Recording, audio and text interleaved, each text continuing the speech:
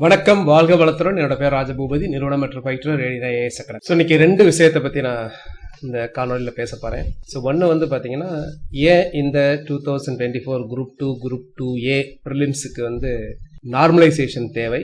அதுக்கப்புறம் வந்து பார்த்தீங்கன்னா, குரூப் 4 எக்ஸாமினேஷனில் ஏன் ஜென்ரல் இங்கிலீஷ் கொண்டு வரணும். இந்த குரூப் 4 எக்ஸாமுக்கு ஜென்ரல் இங்கிலீஷ் கொண்டு வரணும் அப்படிங்கிறத நான் இப்போ சொல்லலை, ஏற்கனவே சொல்லியிருக்கேன். வீடியோ பாருங்கள், பல மாதங்களுக்கு முன்னாடியே சொல்லியிருக்கேன். குரூப் 4 நோட்டிஃபிகேஷன், இந்த குரூப் 4 நோட்டிஃபிகேஷன்ஸ்க்கும் சொல்லியிருக்கேன். இதற்கு முந்தி வந்த குரூப் 4 நோட்டிஃபிகேஷன்ஸில் இதை பற்றி பேசியிருக்கிறோம். அது மட்டும் கிடையாது, அங்கே அஃபிஷியல் லெவலில் வந்து நாங்கள் போய் பேசினோம், சரிங்களா, எங்கள் அசோசியேஷன் மூலமாக. அப்போது வந்து குரூப் 4 வந்து குரூப் 4க்கு ஜென்ரல் இங்கிலீஷ் வேணும் அப்படிங்கிறத பற்றி பேசணும். அது ஏன் அப்படிங்கிறத பற்றி டீட்டெயிலாக அந்த இதில் பார்க்கலாம். ஃபர்ஸ்ட் வந்து பார்த்தீங்க அப்படின்னா, ஏன் ஜென்ரல் இங்கிலீஷ் குரூப் 4 எக்ஸாமினேஷன்ஸ்க்கு வேணும். அதுக்கப்புறம் நார்மலைசேஷனை பற்றி. இப்போ நீங்கள் 10 இயர்ஸ்க்கு முன்னாடியெல்லாம் பார்த்தீங்க அப்படின்னா, குரூப் 4 எக்ஸாமினேஷனுக்கு கிட்டத்தட்ட 25 லட்சம் பேர் எக்ஸாம்ஸ் எல்லாம் அப்ளை பண்ணாங்க அப்போவே. ஸோ அப்போவே அந்த மாதிரி பண்ணாங்க அப்படின்னா, இப்போ வர வர இன்னும் கூட போயிருந்துருக்கணும். ஆனால் குறைஞ்சதுக்கு முக்கிய காரணம் என்ன அப்படின்னா, ஜென்ரல் இங்கிலீஷ் அப்படிங்கிறது குரூப் 4லேருந்து எடுத்துட்டாங்க. உங்களுக்கு தெரியும், இப்போ வர்ற நிறைய ஆஸ்பிரன்ஸ் எல்லாமே பார்த்தீங்க அப்படின்னா, இப்போ வரக்கூடிய யங் ஆஸ்பிரன்ட், இப்போ தான் டிகிரி முடிச்சுட்டு வர்றவங்க எல்லாமே பார்த்தீங்கன்னா, கண்டிப்பாக மெஜாரிட்டி ஸ்கூல் வந்து பார்த்தீங்கன்னா இங்கிலீஷ் மீடியத்தில் படிச்சவங்க. அதற்கு முன்னாடி உள்ளவங்க 90s கிட்ஸ் அப்படின்னு சொல்றவங்க வந்து பாத்தீங்கன்னா தமிழ் மீடியத்தில் படிச்சிருப்பாங்க. இப்போ 2K கிட்ஸ், அது கொஞ்சம் முன்னாடி வந்தவங்க, இவங்க எல்லாம் பாத்தீங்கன்னா எல்லாம் இங்கிலீஷ் மீடியம் தான். நீங்களே தெரியும், உங்களுடைய பிரதர்ஸோ உங்களுடைய டாட்டர்ஸோ சன்ஸோ இவங்கெல்லாம் பார்த்தீங்க அப்படின்னா என்ன படிக்கிறாங்க அப்படின்னா எல்லாமே இங்கிலீஷ் மீடியத்தில் தான் படிச்சுட்டு இருப்பாங்க மெஜாரிட்டியா. ஸோ அப்படி இருக்கும்போது இந்த குரூப் 4 அப்படிங்கிறது வந்து ஒரே எக்ஸாமினேஷன் மட்டும்தான். அப்போ இந்த ஒரே எக்ஸாமினேஷன் அப்படிங்கும்போது அவங்களால வந்து பார்த்தீங்கன்னா பொதுத்தமிழ் படிக்க முடியும். அவங்க எல்லாமே தமிழ் படித்தவங்க தான்.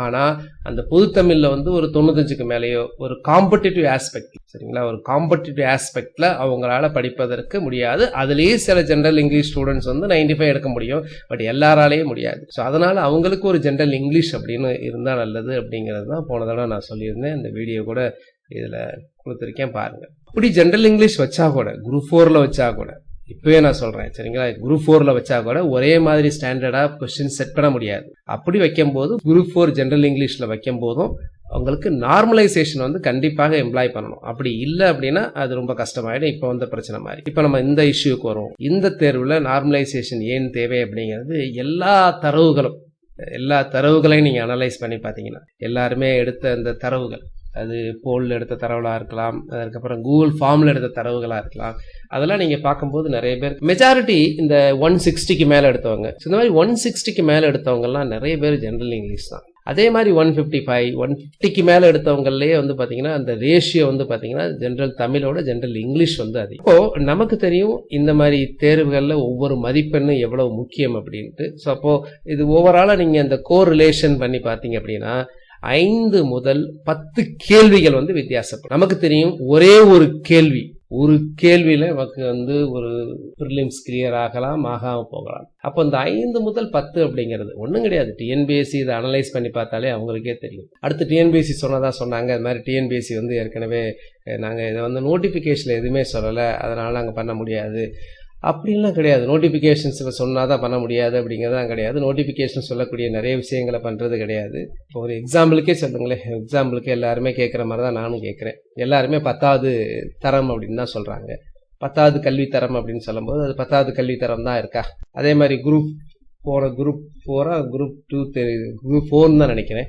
அதில் வந்து கேள்விகள் வந்து பார்த்தீங்க அப்படின்னா உங்களுக்கு வந்து ஆப்டிடியூடில் வந்து 25 கேள்விகள் கேட்பாங்க அப்படின்னு சொன்னாங்க. ஆனால் நீங்கள் 27 கேள்விகள் கேட்டிருந்தீங்க, சரிங்களா.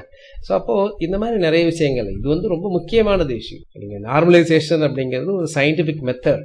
இதை எல்லா தேர்வாலயங்களும் எம்ப்ளாய் பண்ணுறாங்க. இதற்காக ஆஸ்பிரன்ஸ் எல்லாமே சேர்ந்து ட்ரெண்ட் பண்ண உள்ளார்கள். அவங்க இன்ஃபர்மேஷன்ஸ் கொடுத்தாங்க.